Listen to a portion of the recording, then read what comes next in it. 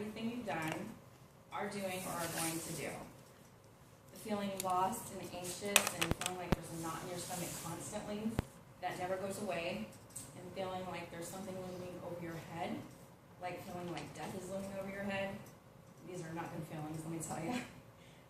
So tonight I want to tell you that this is a way that I felt for a long time. I'll explain how I got to that point and what happened to me that turned my life around. And I'm certain that reading the Bible and listening to God saved my life. So there was two major problems in my life.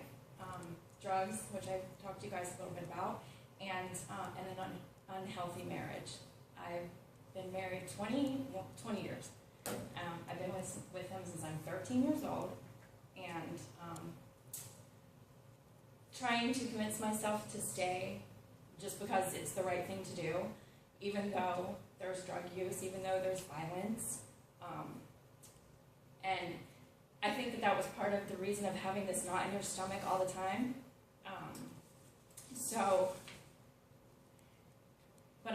There's a flip side of that. There's like this facade going on.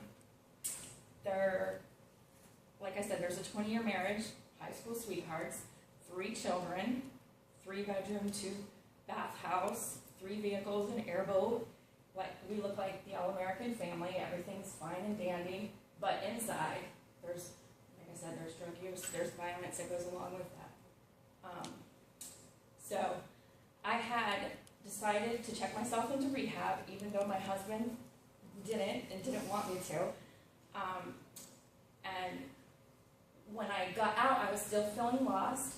I was still unsure about everything, unsure about every move I was making. Still trying to be a good mom, but like questioning everything I was doing. I had talked to you guys before about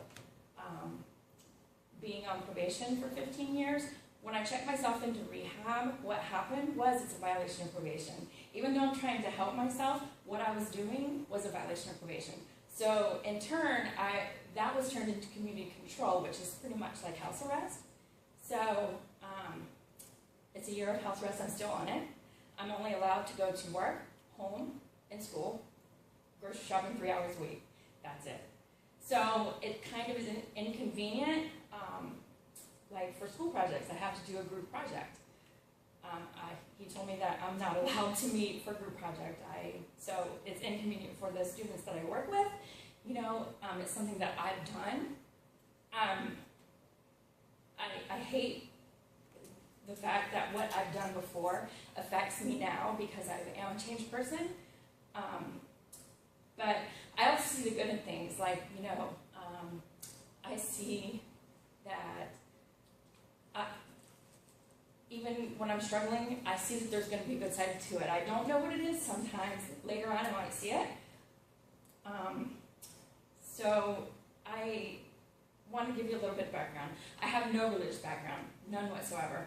I never went to church. My parents didn't have me go to church.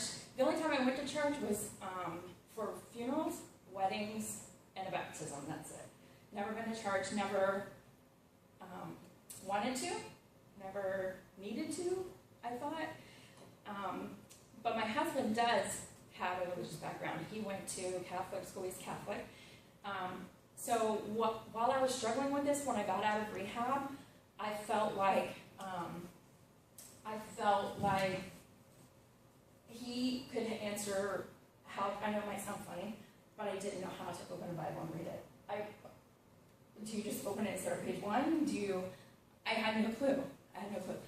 I thought maybe I'll go to church, but I didn't know how to open it. I didn't know if you just walk in and just say, "Hi, I'm here." I had no idea. So I went to my husband and asked for help. And like I said, he didn't want to change. So even though I got out of rehab, he was still doing the things he was doing, and I was still trying to remain straight. And so that was a struggle. And he told me that the best thing to do is just go to work, do what you're supposed to do, and that's it. There was no God. I'm like, I'm pretty sure you don't just, go and knock on the door when you die and say, "Hi God, I'm here, just let me in." I'm pretty sure that's not how it works. So I decided, there was things going on, I felt like maybe somebody was talking to me. I didn't know if it was God. I didn't know if it was myself. I didn't know what was going on. So I was ignoring what I thought was like God, like saying, you know, he wants me to listen to what he's saying. For instance, at work, a gentleman was sat next to me who was very religious and talked to me about religion, but at the time I was just getting on my nerves. I can't explain why it got on my nerves, but it did. He eventually moved, and another person who was very religious also sat next to me, so I started paying attention a little bit. But then he tells me one day that he talks to God every day, and I was thinking in my head, like, you're crazy, right? For a while, I was thinking that, but then, like, I realized, like, he's talking to me also. I just wasn't listening. So I finally started listening. What happened was one day my husband sent me on an errand. I'm still struggling trying to make it with my husband, right? I went to AT&T for him for whatever reason it was, over on John Rose Boulevard. And I'm sitting there, and something told me to, this is going to sound funny, but to follow this old man that was leaving. So I stayed in my vehicle, he left, and I followed him. And he was going down Oak Valley Boulevard, and he was in the one lane, and he put his blinker on to get into the other lane, so I did the same thing, got into the other lane. And then before he got to Wickham, he put on his blinker again, but he wasn't turning, so I'm like, I think I'm supposed to turn. So I turn, and I'm driving, and there's music playing in the car, and then I look on the right, and there's this church there called DiscoverLifeChurch.tv. And I pull in, and I'm bawling because I'm thinking like I'm losing my mind. I'm thinking, I don't know what I'm thinking, right? So I pull in, there's only a few vehicles there, and I'm sitting there, and I'm just crying in the parking lot. And I look inside, there's a man in there vacuuming, so he's the maintenance guy. There's only a few cars, so I'm like, they're closed. I'm just not going to do it. I'm just not going to go. And for some reason, I crank my truck, and I'm going to leave, and something just only turned off, so I turned off. I get out of my car, my truck, and I walk up to the door. Obviously, the man can see I've been bawling my eyes out. My face is red. I'm crying like crazy. And the door was locked, and he opened the door and let me in. And he took me in to talk to a few people in there. I was there for like 2 hours, and they ended up giving me a Bible. And the funny thing is, the pastor there is someone that I worked with when I was like 16 years old. And so I felt like I was meant to go there. So I started reading the Bible. I read it from cover to cover. I just started at page 1. Like I said, I never knew how to read it. I didn't know what you were supposed to do. But I did. I just started reading it, just from page to page.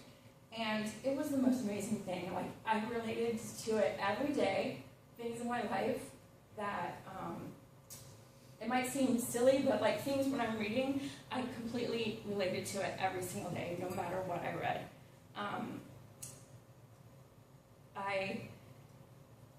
It's going to sound funny, but when I was reading one day, I left my husband. I ended up leaving my husband, and I moved in with my parents. And so I'm telling you all these negative things that have like happened in my life, but I'm the happiest I have ever been in my life. And so I'm reading one night at my parents' house in my room, and where my room is separate from you have to take one door, and then it closes, and then I'm in this room, and then there's an outside door.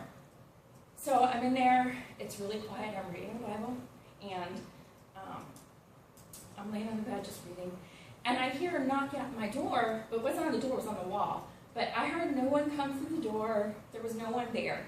But I